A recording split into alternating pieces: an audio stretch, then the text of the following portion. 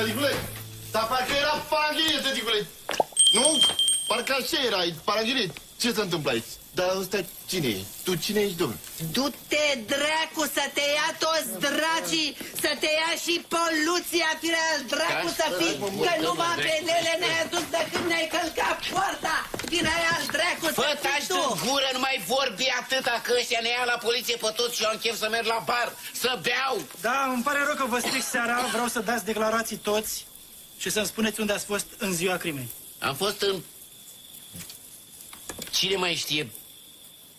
O să spună avocata Celula, că e expertă în alibi. Da, doamna Celula o să spună și o să ne scape pe toți. Aha. Deci avem și declarații false. Mă zici eu să... Nu ați spus. Cu alte cuvinte, cum ar fi ai zis, adică... Ce vrei, mă? Madame, te rog eu frumos, te rog eu, taci din gură. Mai bine luați declarații lui Gabriel, că el avea toate motivele.